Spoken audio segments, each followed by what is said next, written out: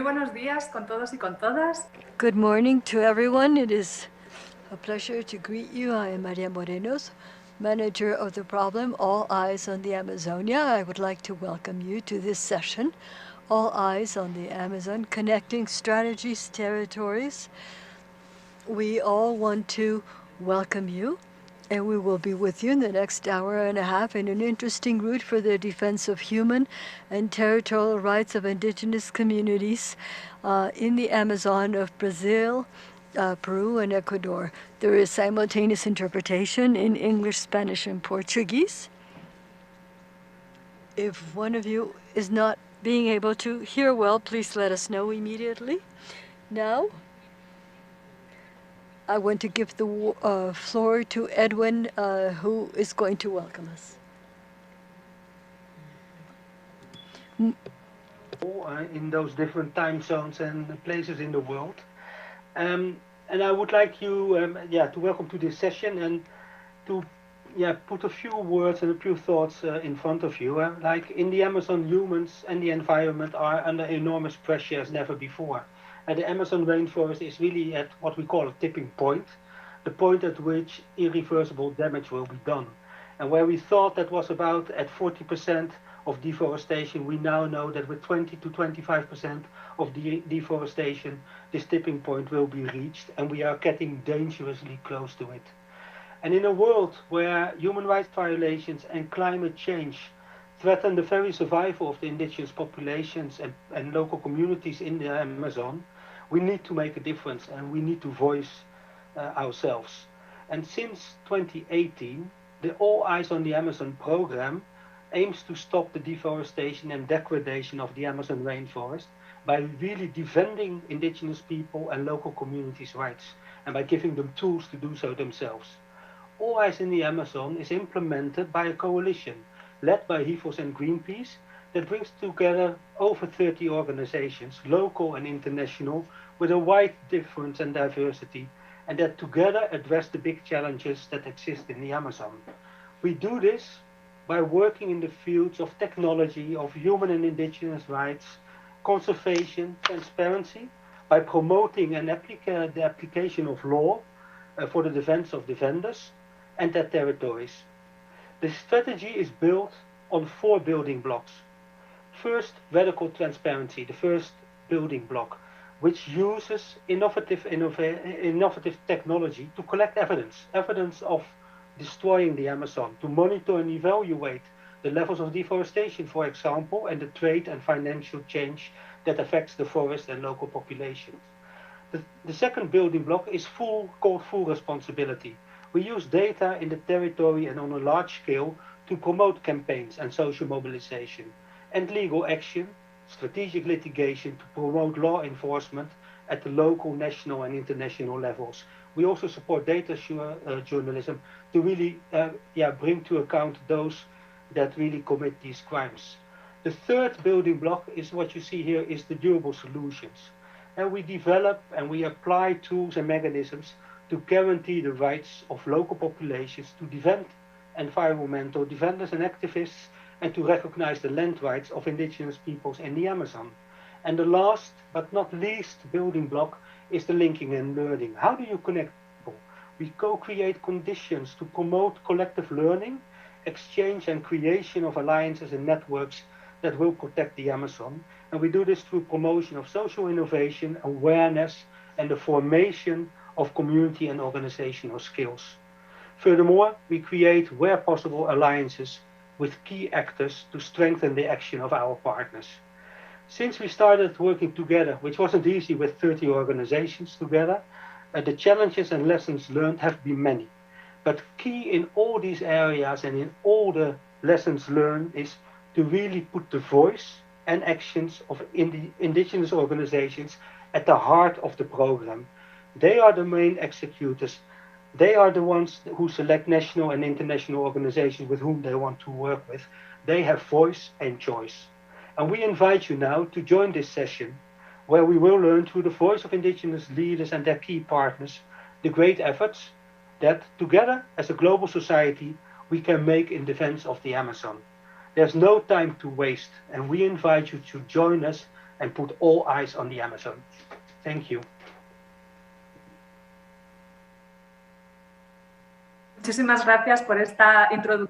Thank you so much for the introduction, for these welcoming words. Without further ado, we're now going to start our session. We're going to listen to a fantastic group of panel members. Our general aim today is to share and rethink about strategies for placing the voices of the indigenous peoples on the table. This in relation to the 4 strategic items that we have seen: the use of technology for collecting evidence in the defense of human rights and the protection of the Amazon, to guarantee access to justice and the full exercise of the rights of indigenous peoples, and connecting and linking experiences. Our aim is also to present proposals for the next topic. How can we place the voices, the local voices of the Amazon in the international fora? In order to answer this, we call on you to please share your suggestions through what we have in the chat. You have a link there, and you can use that. This link will be open throughout the entire session, because I know that our panel members will be very inspired in thinking of solutions when you put this down. So please upload your ideas, your thoughts, and please be very active in the development of questions. These questions will be answered at the end of the 4 panels that we will have in a question and answer session. So in the first panel, we are going to go further into the use of technology for collecting evidence in the violation of the rights. It is a radical approach. First, from Peru, we have Alfonso Lopez, president of the Association for the Development and Preservation of Santiago de Pisca, a federation which is part of the indigenous autonomous peoples. And then we also have Bellerin from the International Institute of Social Studies, ISF.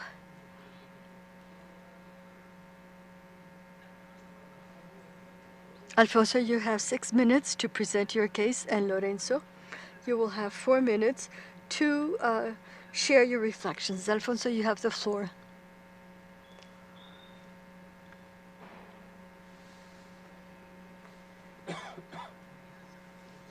Good morning to everyone.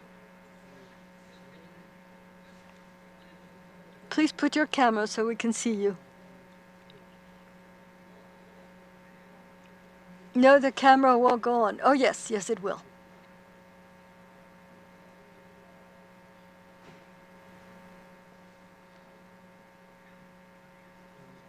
Good morning. I am Alfonso Lopez, president of an indigenous organization in the basin of Marañón, in Loreto, in the Peruvian Amazonia. We are part of the 4 basins and different peoples in the platform Punamuz. We have the Quechua people, the Quito, the Ochuar, and the Cucama peoples. It's an important experience of interculturality in these platforms with the indigenous peoples. And we also have a group of advisors and experts on these topics. Our political discourse that right now is just among us, we want it to become something accessible for the rest of society. Thank you for the invitation, and thank you for this great project that brings together not only one country, but several.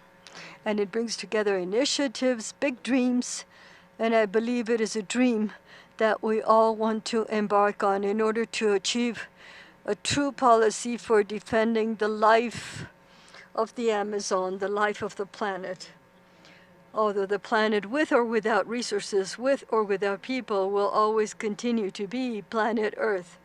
But those of us who are concerned right now is for the diversity And as you said at first, in this we all have to come together. Technology is essential for being able to move forward in these kind of processes. But the use of technology has to go hand in hand with a permanent training, because when we speak of indigenous peoples, we're speaking of persons we do not know. I need the support of somebody who knows what they're talking about, and that we can truly talk through these means. So if there is a chance to continue to train in these communities, we can learn as women, men, children, and give them a much better preparation. And it's not only the computer or a digital watch or a GPS or a camera. No, there's other tools that will allow us to simply manage, but also to be very agile, very nimble in being able to transmit. Because if we take a photo in the community, then we have to travel somewhere that has a network, and in order to transmit what's happening in our territory. And if we're speaking of illegality, we never quite know where we are. We cannot activate the tools for the defense of resources if our denouncing something is too late. We're speaking of Kucama peoples, for example, in the Marañón, and there's others that are even much, much further, the Corriente, the Tigre areas, where communication is very, very difficult. And not only communication through these means, but communication just to be able to get from one place to another. We have to do it through the river. There's no land transportation or planes, so we can only travel by river. Sometimes this takes 10 days, depending on the river current. So technology is crucial. It won't only allow us to collect the evidence, but to learn about how to manage all this and to project all this way beyond what people know now. For example, maybe someone allows us to learn about a territory, and for us it is hard to get there physically because our territories are enormous. And in that, when you speaking of sizes like that, there's many other interests, not only regarding specific resources, but also of appropriating the territory of the indigenous peoples. And I refer to the miners or the people in oil. They have been appropriating with the authorization of our states. And in Loreto, for example, for more than 50 years, they have been exploiting the oil, and all they have caused is impoverishment, pollution of our water sources. For thousands of years, we've been consuming the essential food of our people, the fish. The fish now is highly polluted and has heavy metal, way above the permissible percentages. The achabaca, that is something that was our food, and now it is highly polluted.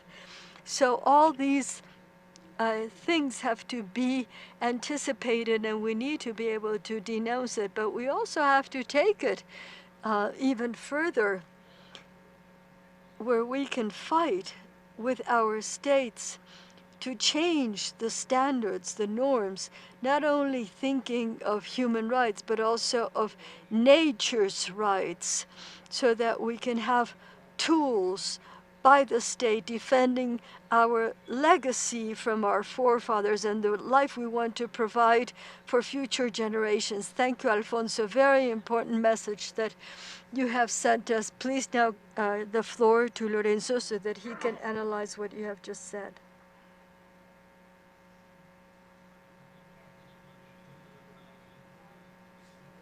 Alfonso for the presentation, and thanks everybody for being here to listen to this panel. And Alfonso has presented the experience of Puinamut with this environmental monitoring system that is being supported by the All Eyes on the Amazon program. And I think it's important to highlight that this is an experience in Loreto, but it's an experience that we find throughout the Amazon. So we are facing several challenges here in the Amazon. We are facing challenges related to multiple layers of activities of the extractive industries. So if we take only the oil industry, which is of course present in Loreto, in fact, more than 14% of the Amazon coincides with the oil resources. So we are talking about the impacts and activities that take place in Peru, but also they take place in Ecuador, they take place in Brazil. When Alfonso was talking about the role of technology, I think he was being quite modest about the amount of knowledge that is there already in indigenous communities, in local communities about these impacts in the Amazon. I think what we see very often is that there is knowledge already, and what technology can help to do is to translate this knowledge into actionable knowledge that can be easily transferred to authorities, to state authorities, but can be used also for campaigning purposes, can be used to address the mass media, can be used to address NGOs. So what I think is a very important role for the technology and for people like us that support these type of projects is to give support to ways and develop together ways to develop to translate this knowledge that exists already and is widespread. It also then links these communities that can be remote, they can be in places where communication is not so easy, to the global audience, and then we can link the local struggles also to struggles that are taking place at the global level, struggles about climate change, the fight against climate change, or think about the struggle to preserve biodiversity, or also to protect indigenous rights. So these technologies and initiatives like All Eyes on the Amazon, in my view, serve exactly for this purpose, to build bridges between among communities and also among different levels, the local community, the national community, and also the international community. And there, I think having the information and being able to transfer this information is the first necessary but not sufficient step. And it's great to see a consortium of different actors like the one we have here in the All Eyes on the Amazon, because all actors can contribute with their own input into a process of campaigning that starts with the information but continues with indeed addressing mass media, enforcement agencies, state agencies, but also the companies themselves, trying to put pressure on them to improve their practices or forego the opportunity to expand in certain areas that are particularly sensitive. So in this view, of course, as an academic, we see also a role for knowledge. So this is a project that develops in time and develops in different spaces. We play a role in also, of course, putting the information together and try to inspire other communities, other locations, let them know that they are not by themselves, that there are instruments that have been developed to deal with the challenges that are there, that are generated by the extractive industries. So we think about, in my experience, of course, mostly the challenges, like Alfonso was saying, related to the oil industry, but there is, of course, metallic mining throughout the Amazon, there is deforestation, there are a number of impacts that take place and create socio-environmental liabilities. So liabilities that affect the environment, and through the environment, of course, affect society. Much more important, of course, for indigenous people that have a special relationship with their territories and with the environment. So I think there we go into touching upon really unique values for the people there, but also for the global community that needs to appreciate the challenges that these communities are facing, and also the unique qualities of the communities and of the environment they live in. So I think All Eyes on the Amazon has been producing very important lessons here, and we look forward to continue to cooperate with partners such as Puinamut and Alfonso. And I close it here. Thank you, Maria. Muchas gracias, Lorenzo. Es todo un reto resumir todo el trabajo. Thank you. It is big work to sum up all this work that has been done in the field. Thank you to both of you.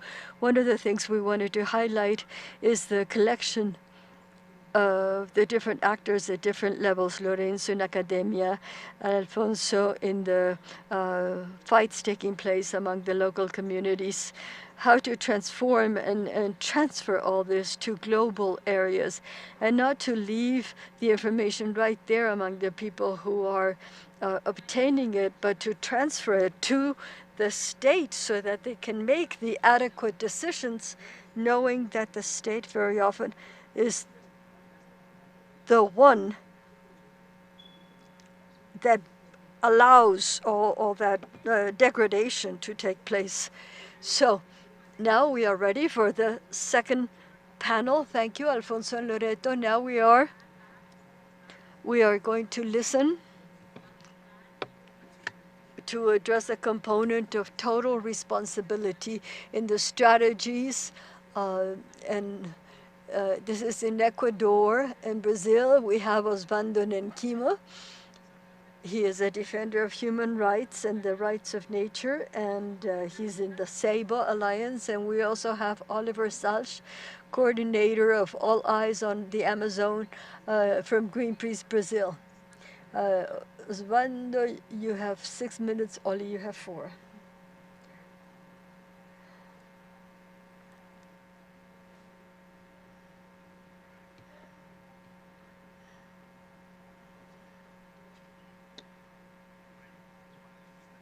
I am Osvaldo Nikimo. I am known as Oki. I live in a small city in the south of Ecuador in the Amazon rainforest.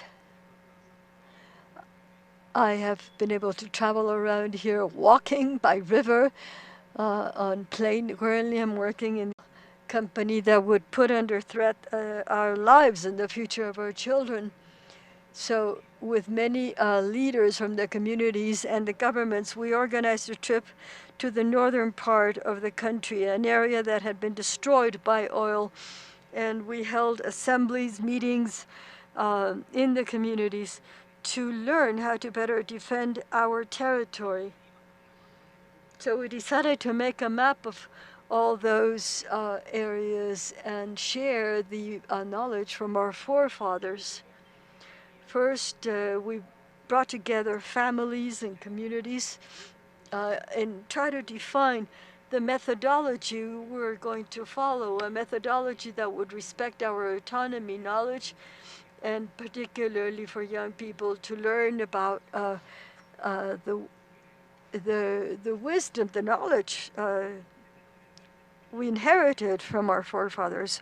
So we counted the hectares, we did mapping, we collected information of the different important sites, cultural, economic, historical places like waterfalls, lagoons. There's much more that we have worked on. So we worked it with our own language, with our own symbols that make sense to us. But even for the people who do not know how to read or write, we were able to do this. The mapping process kind of wove the unity of families, and we built a new model for governance of the territory. Then in 2019, we took a case to the Ecuador state because they were not consulting us for the concession to oil companies. And we showed how the concessions impact the livelihood of all these communities and affect the resources, and how everything is impacted by the pollution. They were amazed to see such a detailed and effective map, because it was not only a piece of paper, it was a real weapon, you could say, and we used it without that mapping, we would have not gained anything. But this showed the world and the government that we are ready to fight for protection of nature. So we won the legal case. It was a historical victory, and now our case is being used as an example to ask the Constitutional Court in Ecuador that there must be a previous consultation of indigenous communities, that this is binding before they give any concession. Currently, we're monitoring, supervising to confront the invaders of our country. We're using the territorial maps and documenting other threats that are emerging with illegal mining. And we're currently working. The maps are now an educational tool for our children. It's a way to transmit the knowledge of our forefathers, which always just by word, it was handed down by word. But now with new technologies, we're learning how to use the GPS, the cameras.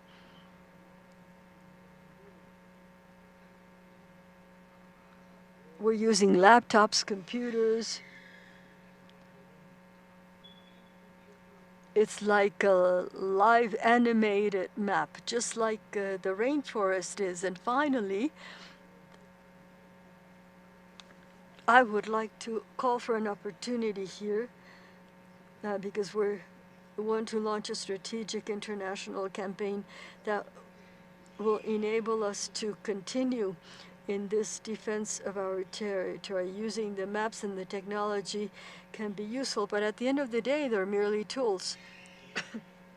The strength is really the unity of the people. That is much greater than the tools themselves. So as Guarani, we are asking the world, and the link we set up in the here in the program, please look at it so you can become part of the defense of these rights, so that the government in Ecuador and others will understand our position in the defense of our rights. Thank you so much. It's a very summarized presentation, but this is what I wanted to say. Thank you. Thank you, Oki, for adjusting to time. I know that you want to say much more, but thank you.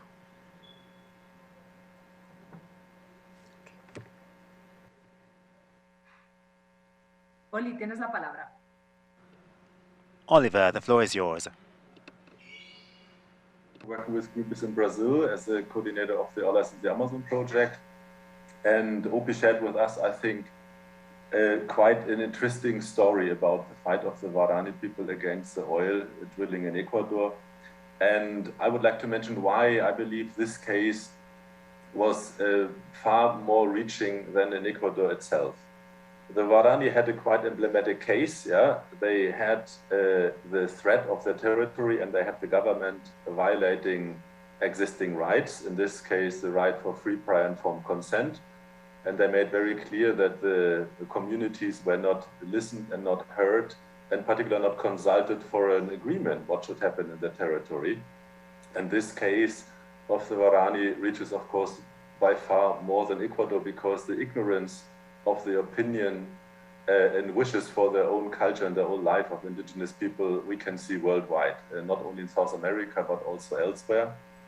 They had a strategic case at the end where they could establish a court case against the Ecuadorian government, putting this right for free, prior, informed consent in the center, which made it not a Guarani case, but it was a case of indigenous people against the governments, as this right exists in many, many regions. And in many regions, unfortunately, it is not used by the governments, ignored, or as it happened with Varani itself, there comes a letter from the government, and this letter then is the free, prior informed consent agreement, which of course we know it is not. The technique OP mentioned is a tool, yes, but the technique which was used, drones, hidden cameras, enabled the Varani to share with the world what is really at stake. It was not only to show the oil spills and the impact, but also the biodiversity, the life of the people which is threatened. The day-to-day culture the Varani established over millennia, which is threatened by these actions from the oil companies. And at the end, they also had the chance to use digital media and put the issue into the world, that the world could see what is happening there. And I think this combination of having tech-based proof what is going on in the territory and then sharing it with the world in a clever way with brilliant movies where the drone flies around the forest and shares what is happening, I think that was also quite key. And at the last but not least, the Varani mentioned it to really, OP said, the community with them. So it was not a fight of some organization or association with some leaders. It was really the community who was united. And the whole process, OP mentioned, by building up the maps from the beginning, not only became, as he said, now an educational tool, but it also was the fundament for this successful fight, because when you go to fight with the government, such as Ecuador, and with the oil industry, they will fight back and they will try to disunite your community. And here the Varani was very united with the help of Alianza Steve and other NGOs who were supporting this fight at the end on a global level. I think here one can really learn how these collective efforts can lead to a successful fight against the oil industry, and the governments choose to sell the land of indigenous people worldwide. And at the end, then you have very nice activities where the Varani did dozens of, at the end, for example, women singing in front of the courthouse to convince the court that this is what is at stake. And I think one can see when you go into the internet and look for the campaign Varani Resistance, many brilliant examples how campaigning can be done in a successful way by using various tools, but turning them into campaigning. Thank you very much.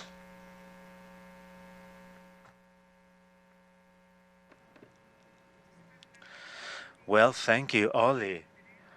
And now the audience wants to know about the decision of this case, and we're going to be sharing the information afterwards or in another forum or during the chat. But let me tell you that you have made an excellent summary of the different possibilities of this type of campaign and the different possibilities. We take Western tools and we make them our own.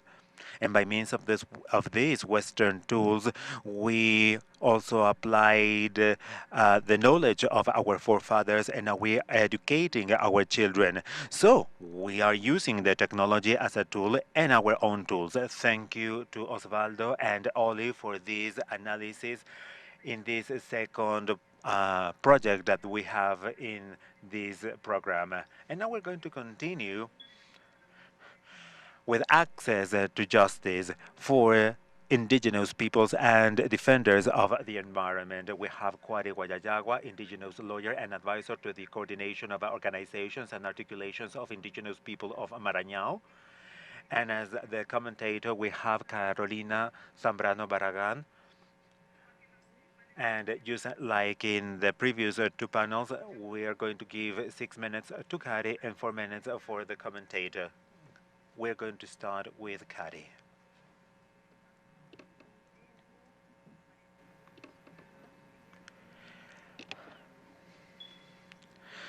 Good afternoon.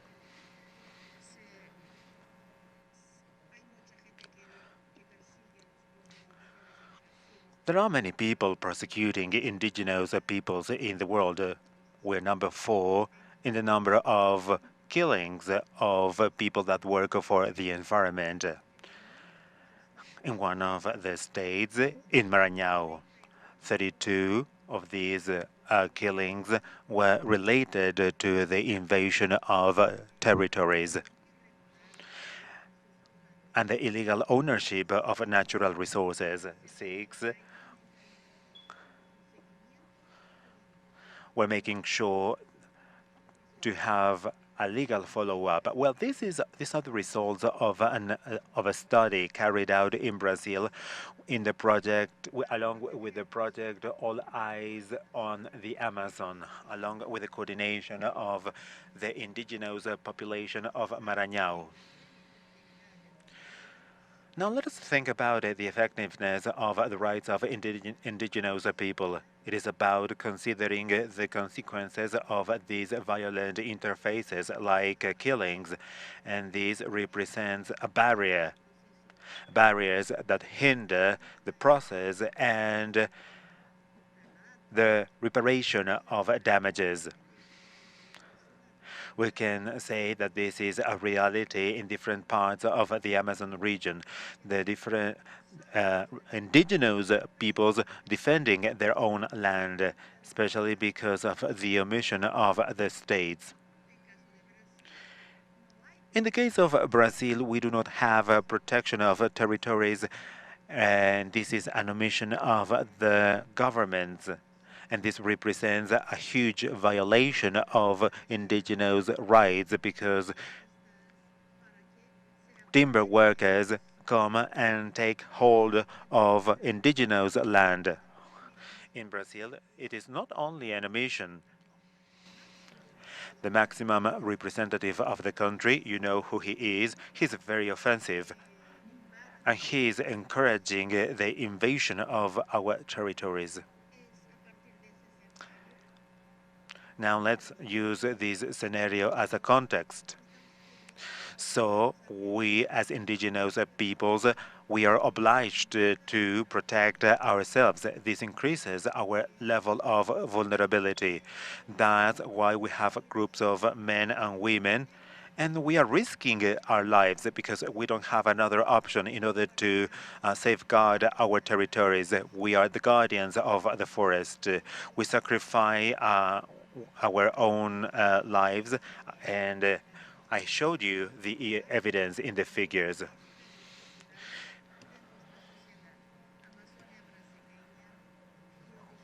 In the Amazon region, we depend on the parliament, and the members of the parliament are subject to the decisions of President Bolsonaro. They are trying to implement a bylaw against the environment and against the indigenous population. In this sense, Brazil can be highlighted, well, this can be highlighted as one of the few possibilities that we have in order to fight back this process, in order to guarantee our survival and our rights. As a consequence of the mapping process, and as representative of one of the protection levels, well, these provide us with tools in order to break the silence. We had to do this because we are the constant object of violence. We still have a long way ahead of us in order to guarantee justice for indigenous peoples in Brazil, both individually and collectively. The judicial power is or depends on colonial ways of thinking, and this is contaminating the processes. These are the problems that we are facing. We have the investigations that are carried out in an inadequate way. The technical, the ethnical decharacterization of our peoples and our right to be different, and this is a constitutional right, and we cannot really enforce this right because of the government, and because of this we have problems accessing justice. In Brazil, there are a number of instruments in order to face the violation of rights.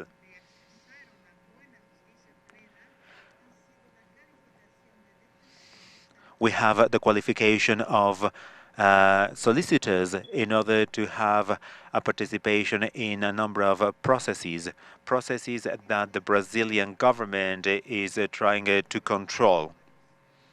Especially when it comes to our territories, we are trying to improve access to justice from the perspective of our rights. A few weeks ago, we had 6 million indigenous members occupying Brasilia, or demonstrating in Brasilia against different projects that have an impact on our reality. Thank you, Karen.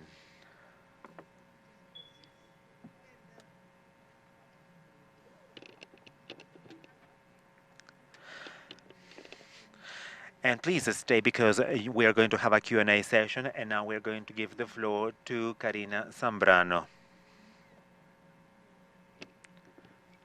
I think your message was very clear. By means of your research, you proved an omission of the state when it comes to violence and the killing of members of the indigenous population, especially in Maranhão, but I think this happens in the whole country. A few weeks ago, we had a report of Global Witness about the killing of those defending the environment in Latin America, including Colombia and Mexico. We can see that Latin America is very dangerous for those defending the environment. It is very interesting to see that 70% of the killings around the world are related to the defending of forests. And 1/3 of them involve attacks against indigenous populations, and this is what we are doing. These are only the reported cases. Not all the cases are reported. And apart from these, there are other ways of intimidation, sexual violence, surveillance, criminalization of the different communities. This has been worse because of the pandemic. In the few states where we had protection, well, all these resources were sent to other areas because of the pandemic, so we don't have a protection by the state. So we have a reality. It is urgent for states to implement protection measures, and they have to eliminate criminalizing perspectives. This is something that happens in our countries. I would like to highlight the use of data. We have numbers in order to say what's actually happening. I think this is something that I would like to highlight the importance of research, the importance of researching access to justice. In this case, we have this in the case of Brazil, but we have to do this in Ecuador, and we need to disclose this information for the use of other organizations in order to generate a coordination amongst different pieces of research. We need to share this with independent journalists in order to disclose this information to the general public, in order to have an impact on lawmaking. And we also have to train the judges, the law enforcing units, because they need to be changing agents of change, guaranteeing access to the rights. And before finishing, I have to say that we have to look beyond our borderlines. Obviously, we have at the executive, the federal level, and the judicial, but we also have regional agreements. We have 3 points in one of these agreements, and this is related to what we have said. One of them being justice and protection of environment defenders. So I think Latin America is becoming growing ground for this type of agreements. All these countries, well, Brazil hasn't signed this agreement. Well, these countries have a room of opportunity in order to guarantee the participation of different environmental groups in order to have access to both data and justice. And at a global level, we need to understand that we have different mechanisms. For instance, in Europe, We have the due diligence in Europe if companies want to sell their products to the European Union, to participate in the value chain of the European Union. So we have to understand how to implement these mechanisms, policies and laws from other countries, not only in our countries, and this can provide a room of opportunity in order to improve the conditions of those defending our planet, defending their rights and their territories. Thank you, Carolina. So you're talking about the need of defending the defenders and stop criminalizing the defenders, the use of these tools like the different agreements that we have. And also, Kari mentioned something, the importance of decolonizing the judicial power, decolonizing the government, or the different government entities that, with which we have a relationship. So thank you very much. And right now we are going to continue with the last panel. And this is about the articulation of learnings from a regional perspective. We are trying to connect people. We are trying to generate collective groups in order to promote the rights of indigenous peoples. We have Tabea Cacique, Director of Education, Science and Technology, Coordination of Indigenous Organizations of the Amazon Basin, COICA, and we have Eliana Rojas, Linking and Learning Coordinator, All Eyes on the Amazon program. Tavera, you have 6 minutes, and then Elena, you have 4 minutes. Thank you very much. Thank you. Thank you and good afternoon. Thank you to everyone. I want to thank you for giving me the opportunity to participate here. My name is Tabea Cacique. I am from Peru and Director of COICA.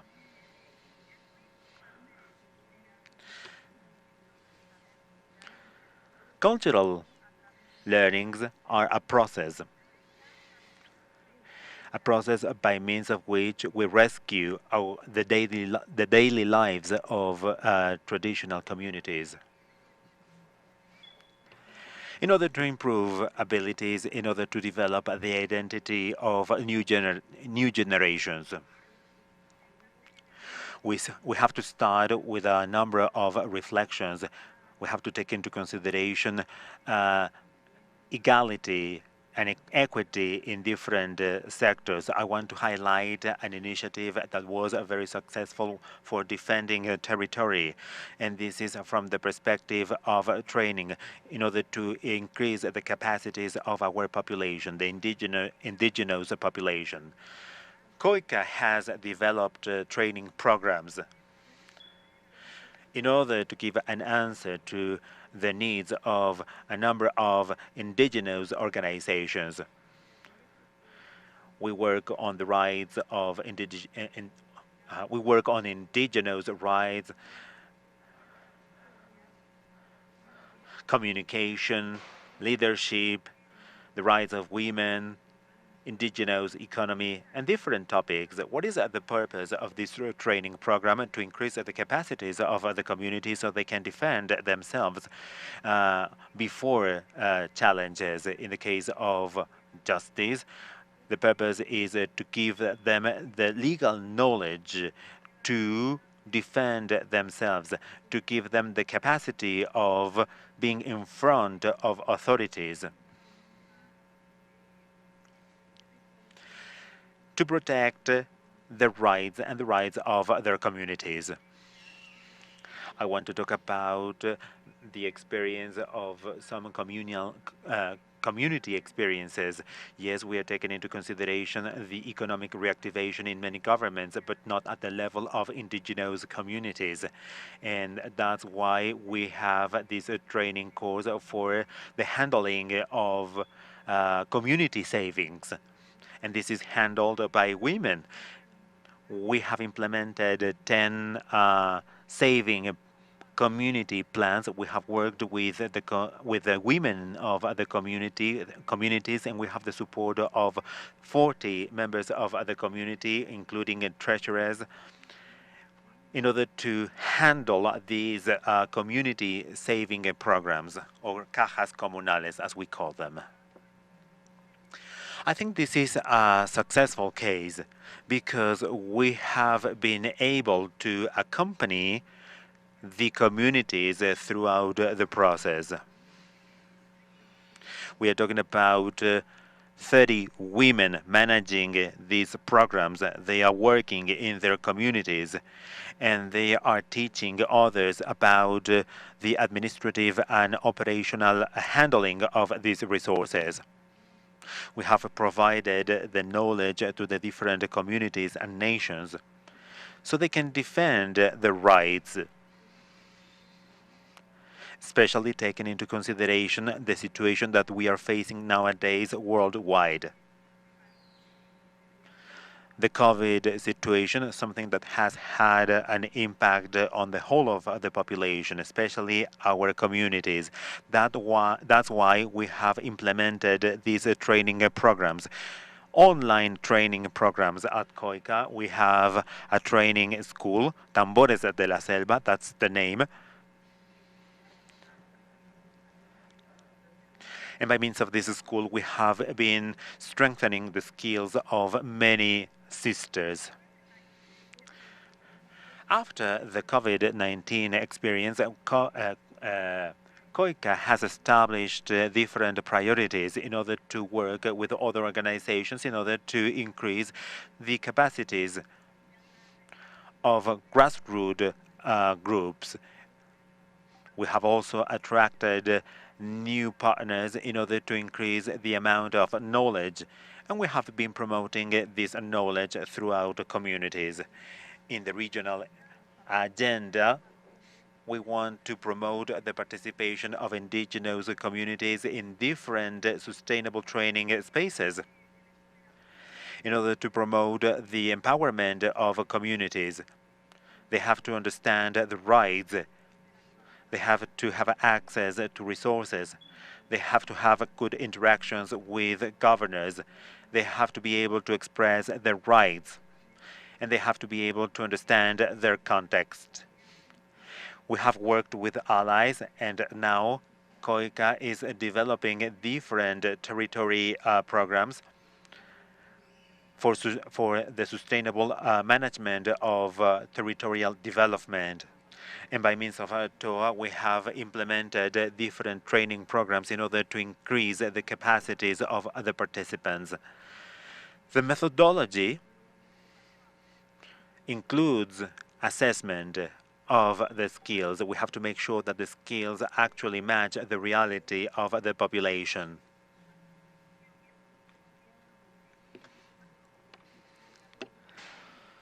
When it comes to the impact on indigenous communities, well, right now we have, along with TOA, a literacy program.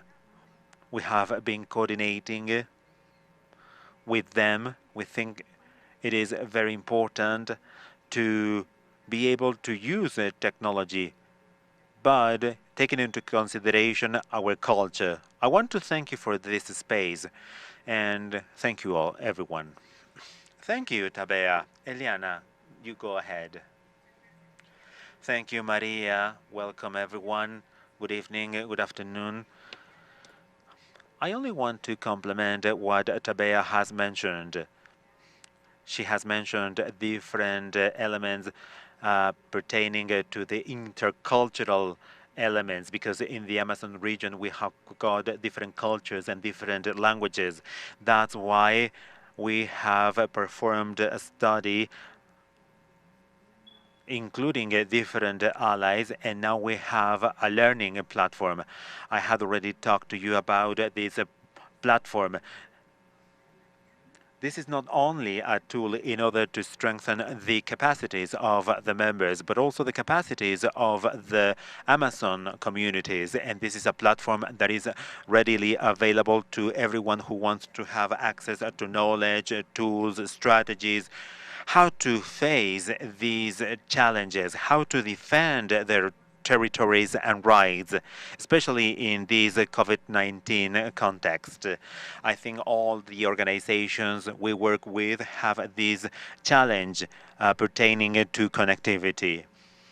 So we have worked with 30 organizations in order to come up with solutions, and this platform is one of those solutions. You don't need a very high band connectivity, because we know the connectivity is very low in the Amazon region, and you can even access the platform by means of your mobile phone. It is very important to assess the needs of the communities. At COICA, they have this course on saving funds. In the case of TOA, we have defined this literacy or technical literacy project as one priority in order to strengthen the knowledge on the use of different technical tools. Right now, everyone is using Skype, for instance, but we have to close the gap when it comes to different technology tools. So that's the purpose of this literacy training. And there is another aspect. Obviously, the contents are available in English, Spanish, and Portuguese, but we want to generate other collective learning spaces with more structure in order to exchange experiences, in order to exchange lessons learned, in order to well, the purpose is to strengthen the network of the Amazon region, the network that All Eyes on the Amazon program is putting forth, so everyone can participate with their experiences in order to continue fighting for their rights and their territories in the Amazonia. So we have to take into consideration this intercultural element. And we have to generate these networks amongst allies and members. So please get to know this platform. And this is the result of all the members in the Amazon region. And I think this was a great experience. Hopefully you will be able to enjoy this platform. Thank you. Thank you, Eliana. Thank you, Tadea. Tadea was talking about the importance of the COICA school and how it has become a political tool of coordinators, because now they have the support of their members. Eliana mentioned the use of the platform, so please participate in this technological literacy program. This is a program that is going to start in no time, and the importance of cultural differences when it comes to the development of materials. We were participating in a previous event, and we mentioned that one of the main findings of the report is the importance of education that matches the different indigenous Amazon communities. And this is something that we want to achieve by means of the TOA platform. As Eliana was mentioning, it is available even to upload information.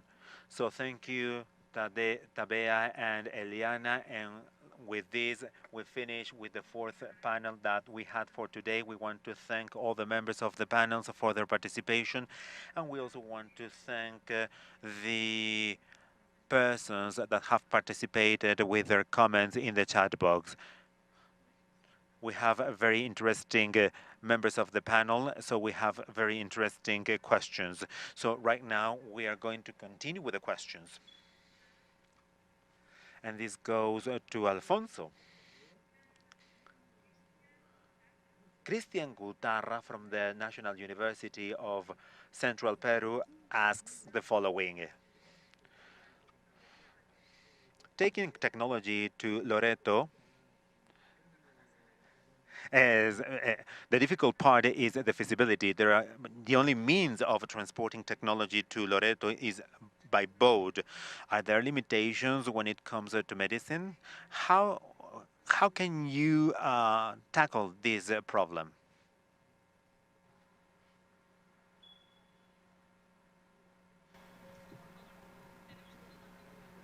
We have about 2 minutes. To confront this problem, I think the most important tool is to be together, to work together. All stakeholders should come together to defend the Amazon. But another thing we need to think of, thanks to you, how to strengthen this team in order to make this dream come true.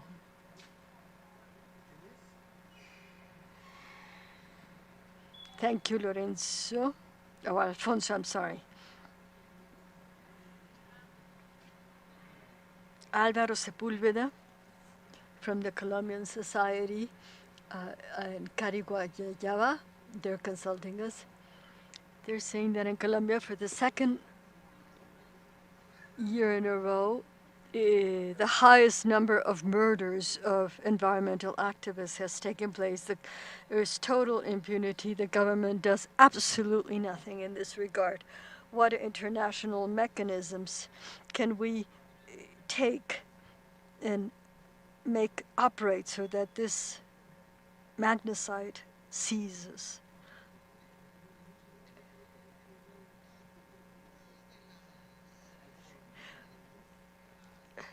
One of the options we have here in Brazil, at least two tools that we have, that we use a great deal, is to send warning signals to the Inter-American Commission of Human Rights, and also cautionary measures in the international court. We made a denunciation of the Brazilian president, and now in the international world, we still have a great deal of problem with well, there's a delay. In other words, things are not done in a timely manner. There is another question addressing Opi and Oli. How can the international organizations contribute to expand the scope of local campaigns in the defense of human rights in the Amazon? This is a good question because it's an opportunity to speak for campaigns as allies with indigenous organizations and NGOs. It is very important for us all to work together, to join our efforts, to have greater impact in our campaigns. For example, we are currently in a constitutional process. We want to pressure the government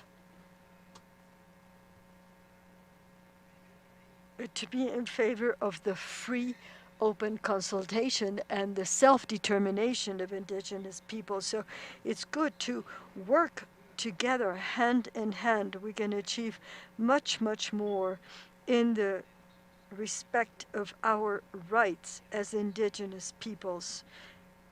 In addition to our territories, that would be good for the platform, because there's platforms in many institutions, but they must now collaborate one with the other and be more connected. Thank you. Okay, the next question is for Oli. How do you assess the impact of the campaigns in the decision-making process by public administrations during the pandemic? What lessons would you highlight?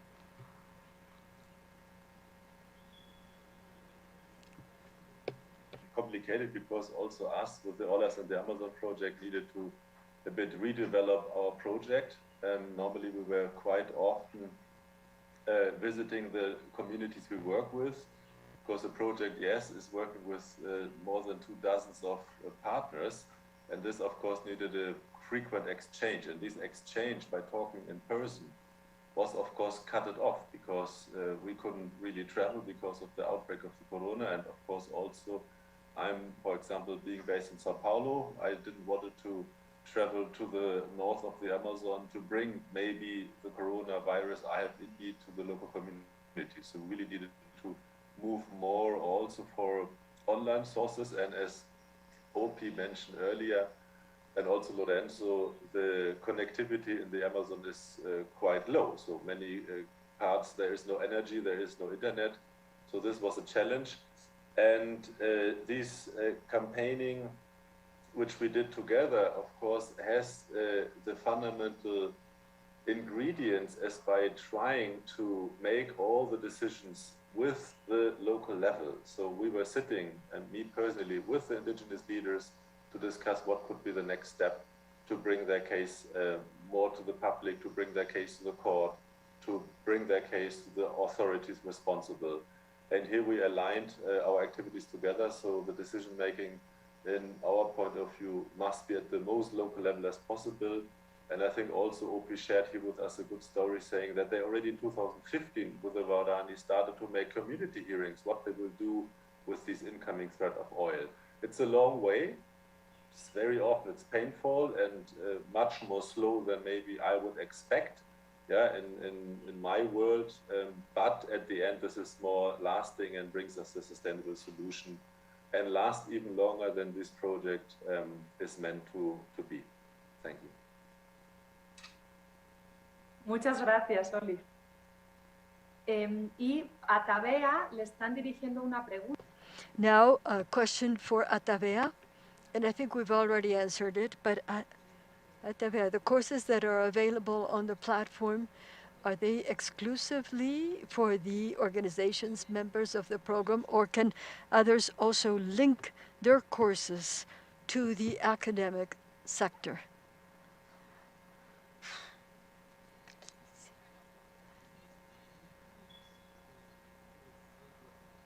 There are courses on the virtual platform. We are working together with the 9 countries. We have always prioritized some of them, but every country chooses who will participate. But regarding some courses, for example, community communication, there is the option to participate freely, in addition to those that have been selected from each organization.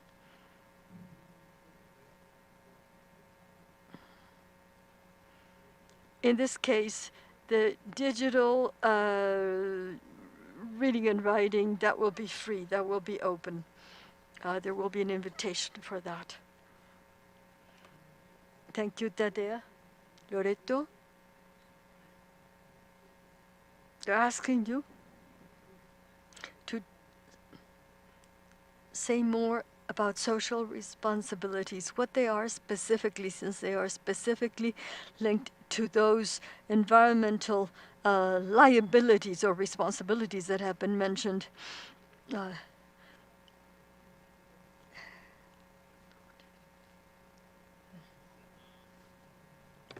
I will start by saying that environmental impacts are always also social impacts, in the sense that humans, of course, are affected by environmental quality. So we are talking about impacts that from the environment affect public health in the first place. So as Alfonso was saying, we also collected the first evidence of animals such as such a vaca, that is a tapir, that goes and consumes oil from a poorly sealed oil well. So of course, a tapir is a source of this game, is an example of a source of protein that gets contaminated because of poor management of oil installations. So these are the direct effects. There is gas flaring, and then there is the fallout of material from the gas flaring. There is poor air quality. This affects humans directly, but then it affects humans because of dermatological contact, because of the air we breathe, because of the water we consume, and because these pollutants enter the food chain.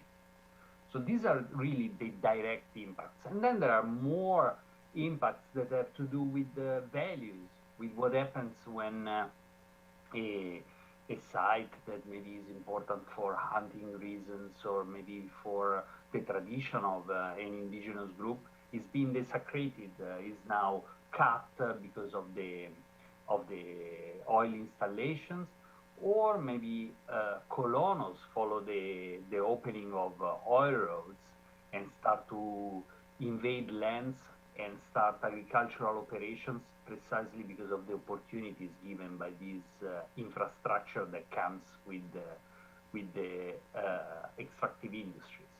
So these are the impacts we are talking about: socio-environmental, direct impacts on the environment that affect human health and society, and then also indirect impacts.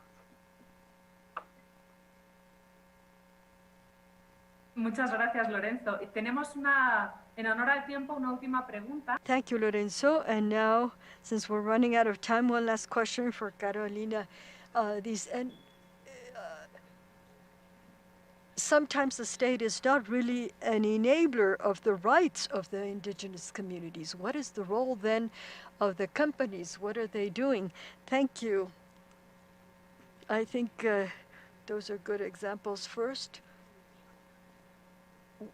we must work jointly and generate a greater political impact. And I think the part of the alliances for communication, that is also essential. And I think we also have to go to other agencies, other entities, not only work in the country, but that is not going to bring back to life those who have been murdered because of being environmental activists.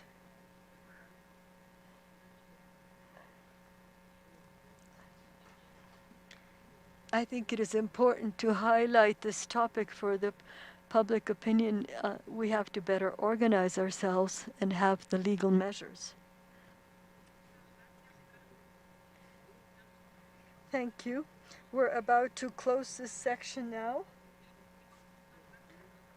Thank you so much for all of you who have posed these very interesting questions. And thank you for not going beyond the time allotted to you. Remember that our aim is to approach those problems in the future. How can we put the defense of all these indigenous people in the Amazon in a public agenda? And also, please upload your words, your questions, your comments to the cloud. How to position the Amazon voices at the center of the climate agenda.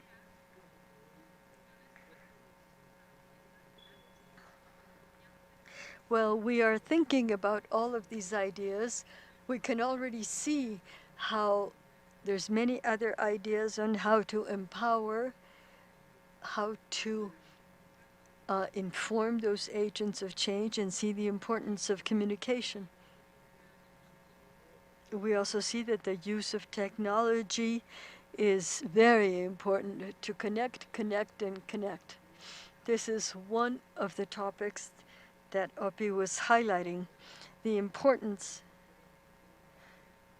of articulating networks, of creating synergy, of establishing connections between organizations of that kind. We think that the program All Eyes on the Amazon is one good example of that. During this session, we have had the participation and voices of indigenous leaders in the different territories, grassroots organizations,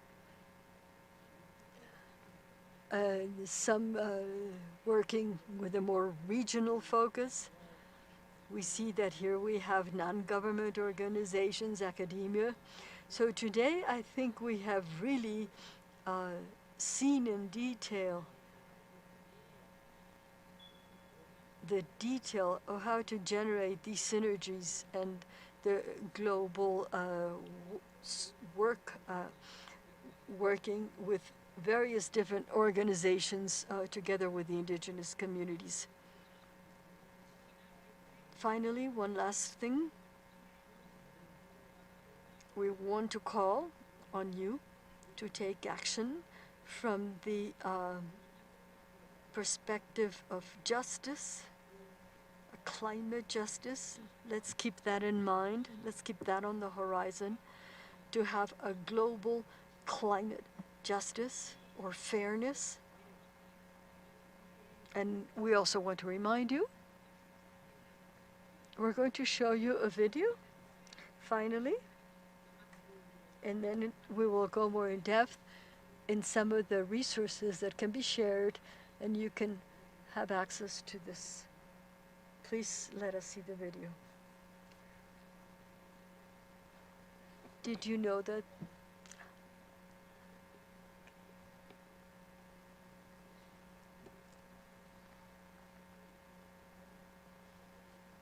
más grande repositorio de biodiversidad del mundo? Alberga el 10% de todas las especies de plantas y animales y es hogar de aproximadamente 35 millones de personas, incluidos más de 1 millón de indígenas, guardianas y guardianes de saberes ancestrales, defensoras y defensores del bosque. Sin embargo, la presión sobre los pueblos indígenas y sus territorios es mayor que nunca. Deforestación, degradación de ecosistemas, extracción de recursos naturales, violaciones de derechos humanos, invasiones territoriales y una pandemia global amenazan con su supervivencia y formas de vida. Responder a esta realidad cada vez más compleja exige urgentemente cambios sistémicos que solo pueden lograrse mediante la colaboración de diferentes actores en todos los niveles. Es ahí donde el programa Todos los Ojos en la Amazonía entra en acción. Desde 2018, TOA es implementado por una coalición liderada por IVOS, Greenpeace y COICA, reuniendo a más de 30 organizaciones que trabajan en tecnología, derechos humanos e indígenas, transparencia, incidencia y cumplimiento de la ley. Actuamos a nivel regional, nacional y local en la región amazónica de Brasil, Ecuador y Perú. A través de tecnologías innovadoras, recopilamos evidencia, monitoreamos y evaluamos la deforestación, la degradación de los ecosistemas y las violaciones de derechos. Con esta evidencia, impulsamos procesos de defensa territorial a través de campañas de comunicación y estrategias legales y políticas, y luchamos por cambios estructurales para garantizar los derechos de los pueblos indígenas, defender a las y los defensores ambientales, promover transparencia y rendición de cuentas y fortalecer el acceso a la justicia. Todo respaldado por aprendizaje colectivo a través del intercambio de conocimientos, fortalecimiento de capacidades y alianzas para expandir redes e iniciativas de colaboración. Todos los Ojos en la Amazonía y sus socios han mejorado soluciones de tecnología abierta para el monitoreo forestal, alcanzando una mejor resolución y periodicidad de las imágenes satelitales del Sentinel-2 de Global Forest Watch y ampliando funciones tecnológicas para satisfacer las necesidades de las comunidades indígenas y locales. Además, se realiza monitoreo en campo en 6 sitios, cubriendo un área de más de 2 millones de hectáreas, mediante el uso de aplicaciones tecnológicas. La evidencia recopilada ha demostrado ser efectiva para respaldar acciones legales y estrategias de campaña para proteger los derechos de los pueblos indígenas y las comunidades locales, comprobando la poderosa combinación de litigios estratégicos y campañas de comunicación.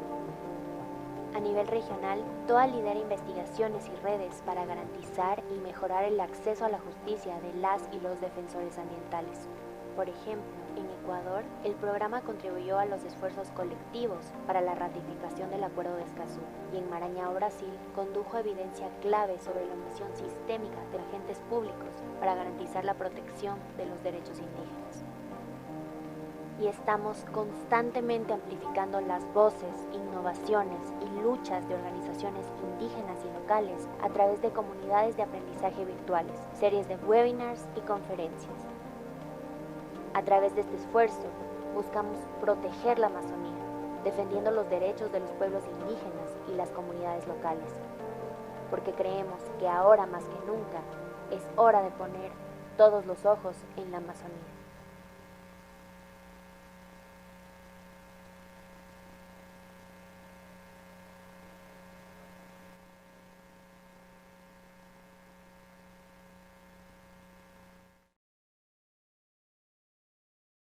En esta sesión. Thank you very much for your participation in this session, and we want to remind you that the shared resources and the recording, you can have access to them in the learning platform All Eyes on the Amazon, where you have many more interactive resources in Spanish, English, and Portuguese, including all the partners of the program regarding the rights of nature, of the forest, and the fight against deforestation. And these shared resources are also available on the GLF Amazon page. Thank you for all of you, the more than 30 partners who make up this consortium. We invite you to enjoy the rest of the GLF event that we will continue to hold today for the preservation of the Amazon region. Thanks to all our panel members and everybody who has joined the session. Thank you. Have a good day.